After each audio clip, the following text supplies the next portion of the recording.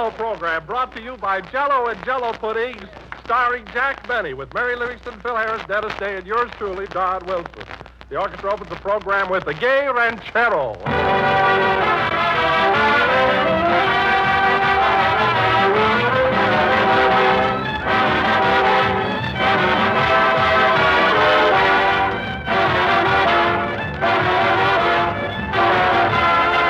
A convenient way to buy Jello, ladies and gentlemen, is to get several packages at a time and use them as you want them.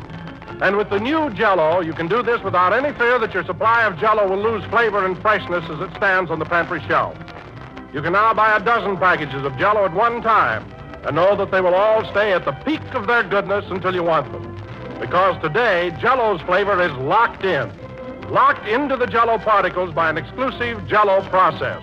The tiny Jello particles deliver their full-strength flavor to you intact. Now prove it for yourself. Open a package of Jello.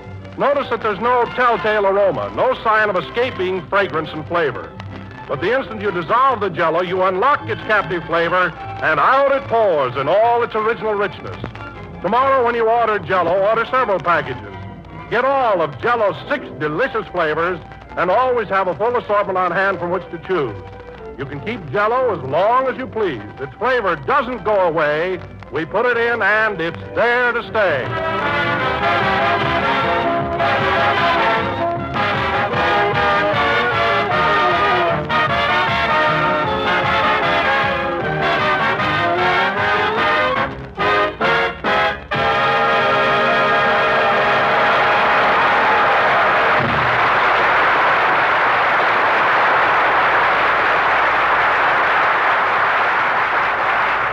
Was the Gay Ranchero played by the orchestra.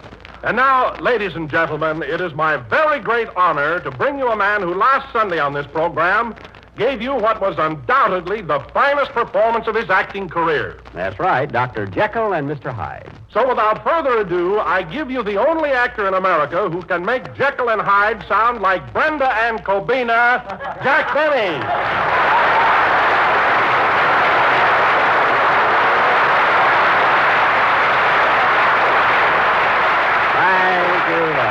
Hello again. This is Jack Benny talking, and Don, that may be your idea of a funny introduction, but to ridicule my performance of last Sunday, which everyone hails as a dramatic nugget, that really burns me up.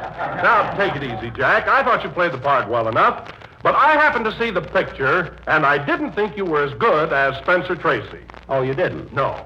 Well, Don, let me ask you something. Who signs your check every week? Spencer Tracy or the Benny Goose that lays the golden egg company? Take that as my thought for today. But, Jack, you don't seem to understand. Oh, no.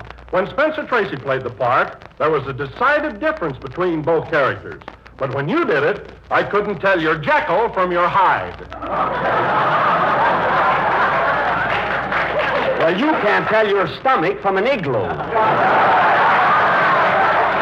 So what do you know about it? A fine pal you turned out to be. Now, Jack. And don't call me Jack. From now on, you will please address me as Mr. Benny, and I'll call you Mr. Wilson. Is that clear? Oh, I think you're being very childish about the whole matter. Absolutely childish. Don't try to bring my age down. Flattery won't help.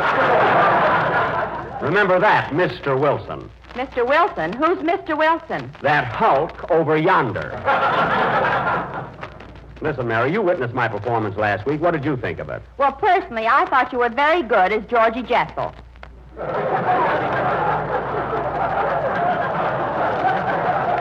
I wasn't Jekyll, I was Jekyll. Dr. Jekyll. Well, in that case, phooey. Phooey? What do you mean, phooey? I don't get it. All right, take the word lovely and fool around with us. Let's see. Lovely, lively, Mr. Benny to you. And let me remind you and Mr. Wilson of something that you both may have forgotten. When I switched from Dr. Jekyll to that horrible Mr. Hyde and that gruesome look came over my face, women in the audience screamed.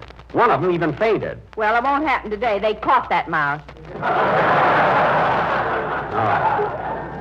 Oh, then I guess I can take these bicycle clips off my pants.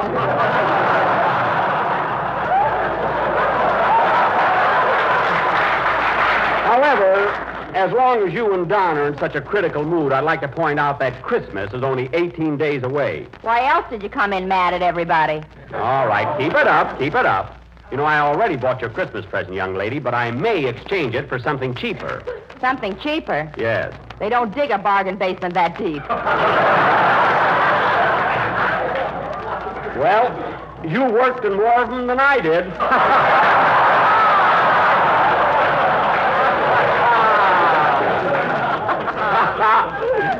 I can go along with a... Ouch! You do that once more, Miss Livingston, and there'll be a... Oh, hello, Dennis. Hello, Mr. Benny. Gee, was that a performance you gave last week? Was that a performance? Well, thanks, Dennis. I'm glad you liked it. Not only me, my whole family thought you were wonderful. That's nice. I'm glad someone appreciated me. Listen, Jack, the trouble with you is the minute you do something halfway good, it goes right to your head. Mr. Benny was wonderful. Quiet. Why, to hear you talk, Jack, anyone would think you were the biggest ham in Hollywood. Oh. I'd like to see a bigger one, by golly.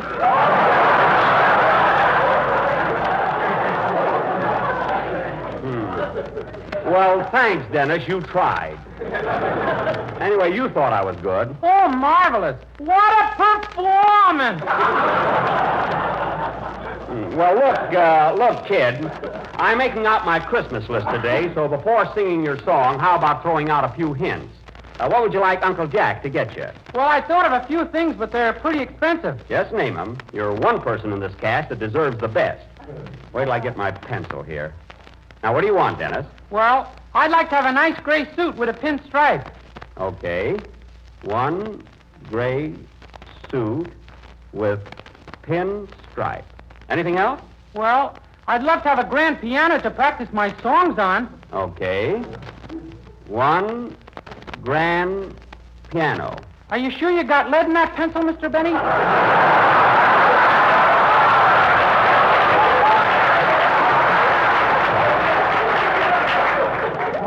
Yes. Now, what else do you want, Dennis? Well, I've always wanted one of those toy birds on a stick, and when you swing it around your head, the bird goes... Okay. One bird on stick. Now, what else do you want? Oh, stop, will you? You're just trying to make Don and me jealous. Dennis isn't going to get all that stuff. Well, he's getting something he wants. Gee, I wonder what it is. I'll give you a hint, kid.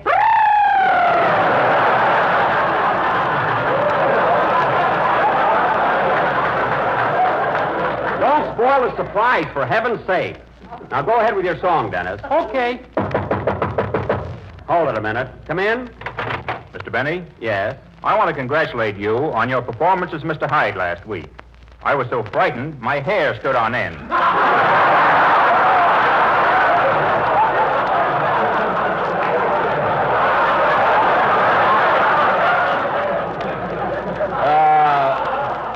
Your hair? What hair? Right there. Stand up, Herman. Oh, get out of here. Herman. Well, I suppose if you only got one hair, you might as well have a name for it. Sing, Dennis.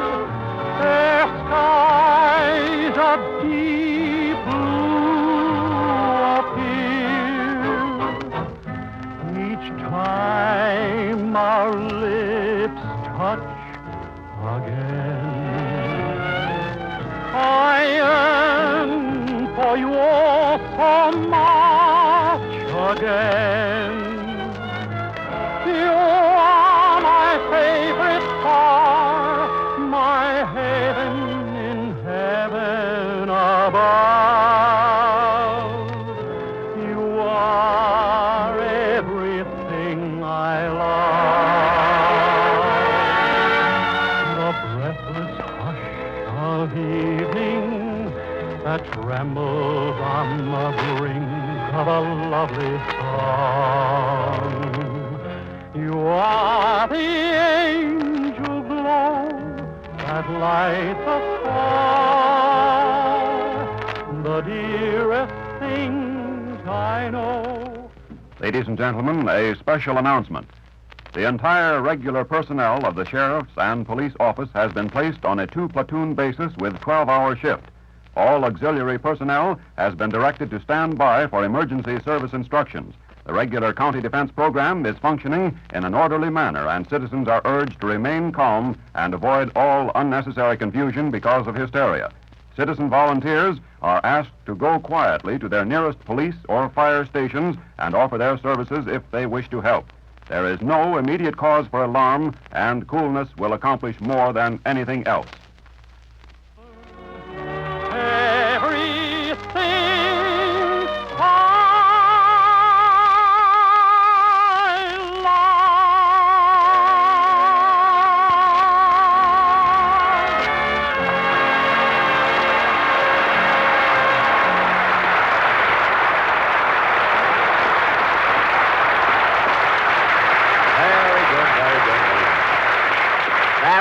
A medley of Everything I Love and All the Things You Are, sung by Dennis Day. Very good, Dennis, but what's the idea of singing 2 songs today, huh? Well, Mr. Benny, I've got 2 girls, and I thought I'd dedicate a number to each of them. 2 girls? Well, that's modern youth for you. You know, Dennis, when I was your age, I was satisfied with only 1 girl. Gussie Bagelquist.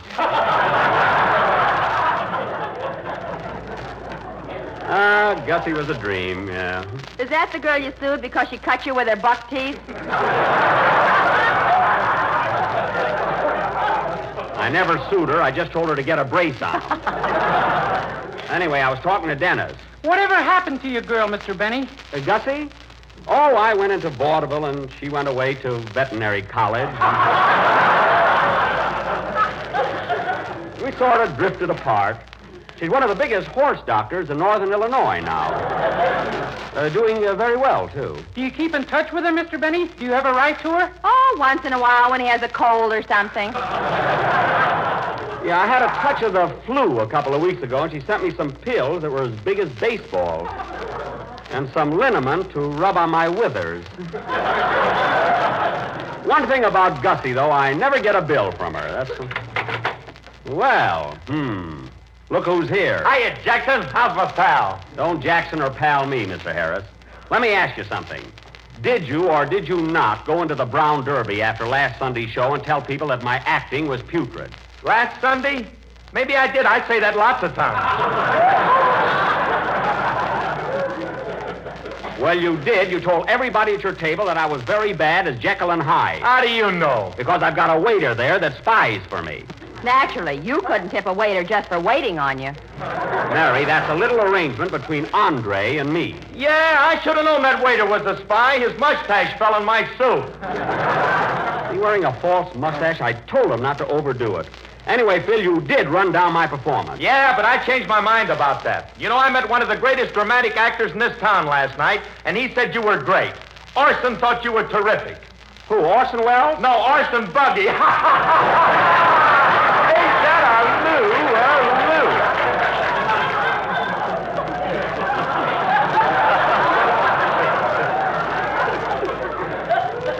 Well, that settles it. If I don't get Glenn Miller in my stocking Christmas morning, I'll never write another letter to Santa. And incidentally, Mr. Harris, you better have a good excuse for coming in late today. Well, I'm sorry, Jackson, but I was out shopping. Say, Mary, you know what I'm getting Alice for Christmas this year? No, what? A roaster. A roaster, say. You know, for the oven.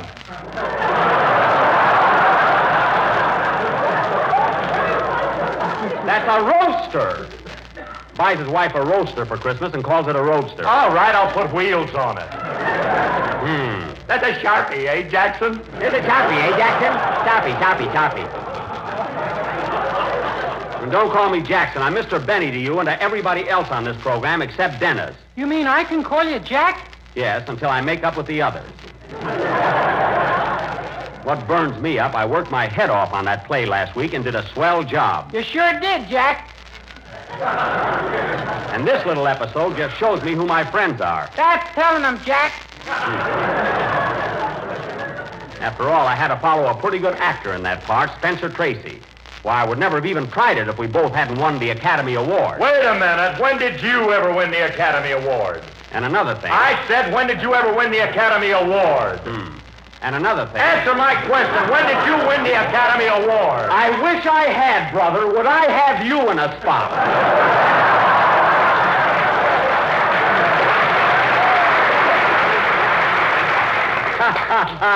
I guess that takes care of you. You said it, Jackie. Look, Dennis, just Jack, not Jackie.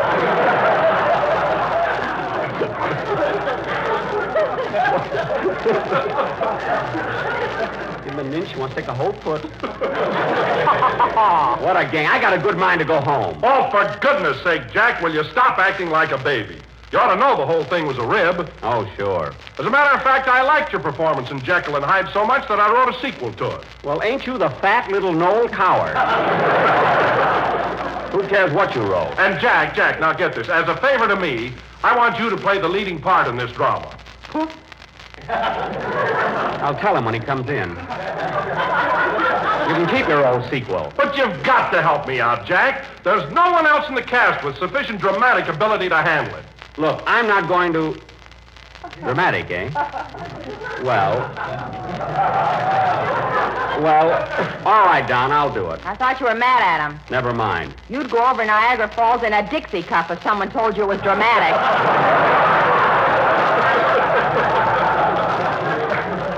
What's dramatic about a Dixie cup? Don, you say you've written a sequel to Jekyll and Hyde? Yes, Jack, but my play is called Mr. Hyde and Dr. Jekyll. Oh, well, that sounds interesting. Here's the script. Thanks. Just a second, Don. I'll give you a build-up. Chord, please. And now, ladies and gentlemen, Mr. Don Wilson, that eminent American author, has written another of his famous one-act plays.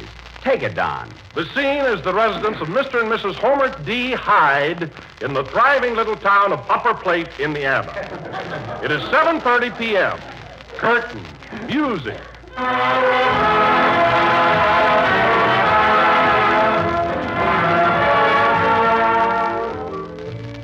Oh, dear, it's 7:30 and Homer isn't home yet. I wonder if his horse and buggy broke down. Gee, I hope it isn't one of his moods. Ah, here he comes now.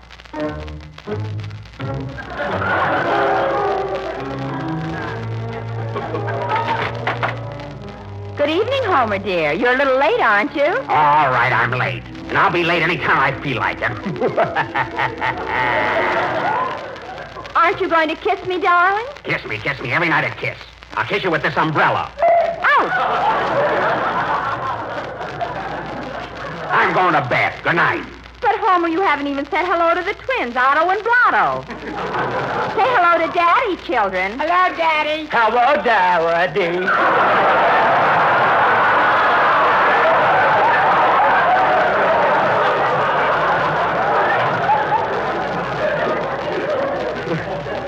Oh, shut up.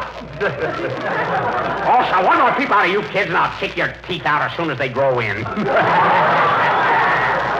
I'm going to bed now. But, Homer, darling, you haven't had your dinner yet. Dinner, every night dinner. I don't want any dinner. But, Homer, dear, at least have some dessert. What kind of dessert? I won't tell you, but I'm sure you like it. Here, have a dish.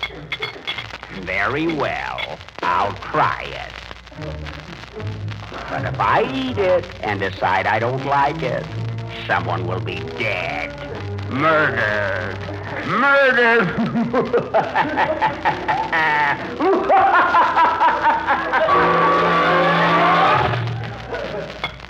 He's eating the dessert. I do hope he likes it. If not, what will happen to me, and Otto, and Blotto? Gee. Oh, boy.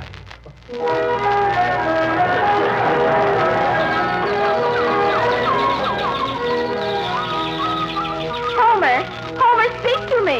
Speak to me. Oh, my darling. That tasted so good. What is the name of that tempting and economical dessert with a new locked-in process?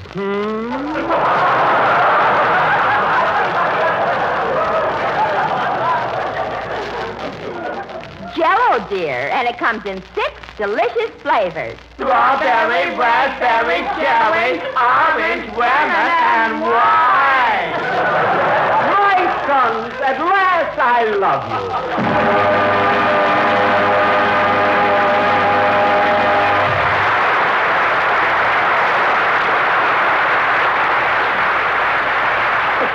Well, Don, congratulations. You wrote a wonderful play. But, Jack, without you, it would have been impossible. You were even better than last week. Oh, I wouldn't say that. Well, how about a band number, Phil? Okay, Dowdy. Hold it. Come in. Well, Mr. Benny, you did it again. Were you scared? Look at Herman. He just won't go down. What a head he's got. That's the only persimmon I ever saw with brown eyes. Play,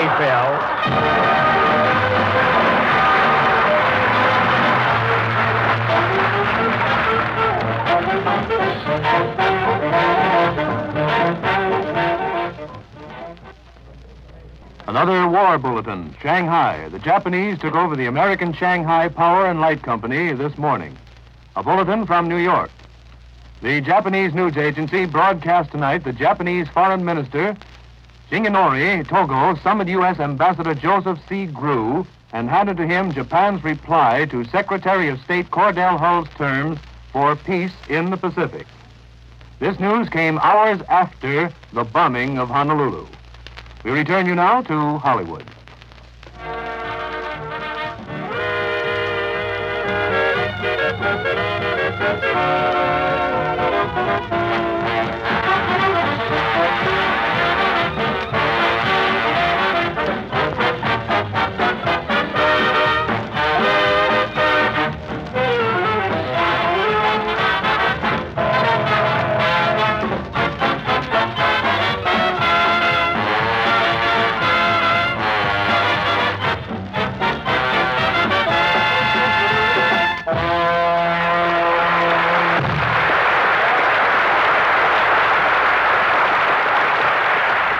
That was Nango from Weekend in Havana, played by Blotto Harris, and that goes for the whole orchestra.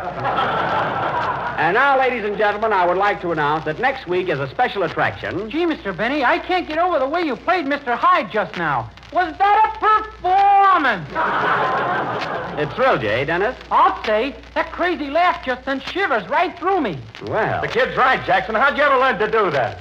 Well, Phil, you just have to get into the mood and feel it. You have to imagine that you're a raving maniac. When was the first time you ever did that crazy laugh, Jack? Last year at Santa Anita, he lost 3 races in a row. Never mind. When they caught him, he was chewing down the grandstand like a beaver. Well, you'd be mad, too. So let's forget it. Now, as I started to announce, ladies and gentlemen, next week is a special attraction. You know, Mr. Benny, I'd like to learn how to do that laugh so I can scare my girlfriend. Oh, it's easy, Dennis. Gee, I wish you'd show me how to do it, Mr. Benny. Oh, I don't Come see it. on, Jackson. Do that laugh for us again. Well, look, Dennis, here's the way you do it. You've got to screw up your face and get it all distorted. Then you rip open your tie and shirt. Well, don't you have to muss up your hair a little? My hair? You know, those 3 Hermans. That's not important. Anyway, Dennis, once you're in this mood, you read a menacing line and then laugh. Now, get this. I'm going out for a walk now. A nice, long walk. And when I come back, someone will be dead. Murdered. Murdered. Ooh. What's the matter, Jack? My jaw slipped out of place. Look at it. His what? His jaw slipped out of place. Get a doctor. Hurry up. What a performance! Don't say that. Look at it. Call my doctor. Gussie Bagelquist, Waukegan 8362. Not her. Just someone in town. Now, take it easy, Jack. Take it easy. Oh, it hurts. Just hold still, Jack, and I'll snap your jaw back in place. All right, hurry up, John. Now, brace yourself. Okay.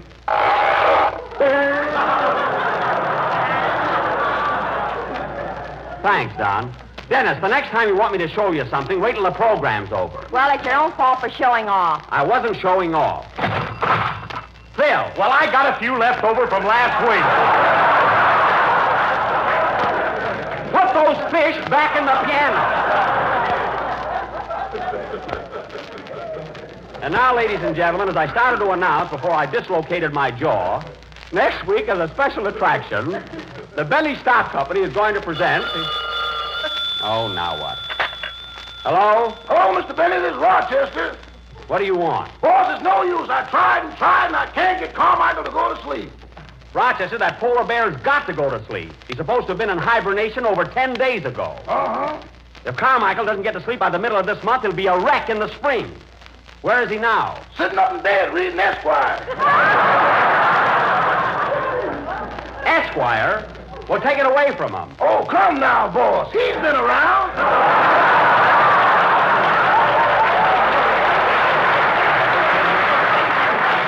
I mean, he's got to get to sleep. Now, Rochester, use a little psychology on him. Give him some warm milk. Give him some warm milk, put on his pajamas, and brush his teeth. Would you mind repeating that slowly, please? I said give him some warm milk. Uh-huh. Put on his pajamas. Uh-huh. And brush his teeth. Uh-uh. Rochester, what are you afraid of? That bear is as gentle as a lamb. He wouldn't bite you. He wouldn't, eh? No. Then why am I the largest single user of Band-Aids in the USA?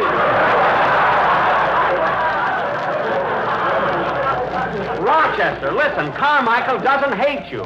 He likes you. He likes everybody. Then what happened to the gas man?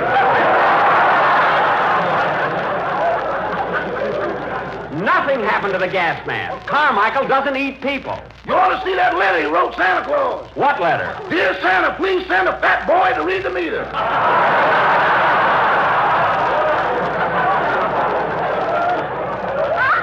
Oh, stop making things up. Now, you keep Carmichael in bed, and when I come home, I'll sing Rockabye Baby to him. That'll put him to sleep. Okay, so long. So long. Oh, say, boss. Now what? Are you coming home for dinner tonight? Yes. Well, that'll finish up the wild duck. Good. So long. I gotta get that bear to sleep before Christmas, or he'll want a present. Play, Phil. Ooh, my jaw.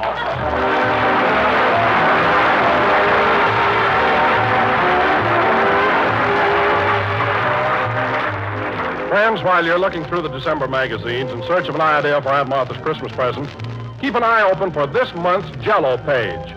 A full page of Jell-O treats illustrated in such rich, glowing colors that it makes your mouth water just to look at it. One of the desserts is called Jack Benny's Special Apricot Ring, and honestly, friends, I think it's just about the grandest-looking dessert Jell-O ever made. It's an easy recipe, too. Just dissolve 1 package of lemon Jell-O in 1 1/4 cups of hot water. Next, add a dash of salt and 3/4 of a cup of syrup from the canned sliced apricots. Then chill until thickened and fold in 2 1/2 cups of the sliced apricots themselves. When molded, serve with a garnishing of whipped cream, apricot quarters, and green maraschino cherries.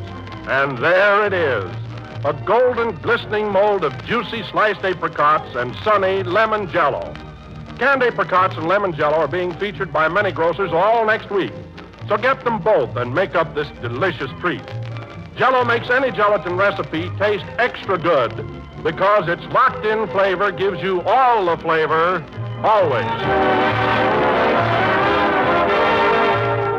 This is the last number of the 10th program in the current Jell-O series, and we will be with you again next Sunday night at the same time.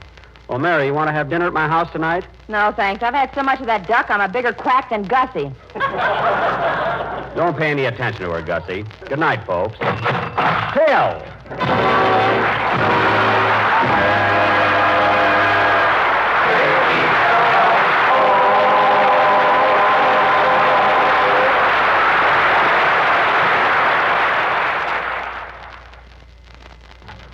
Tomorrow, when you visit your grocer's, look at the shelf where you always see those familiar packages of Jell-O.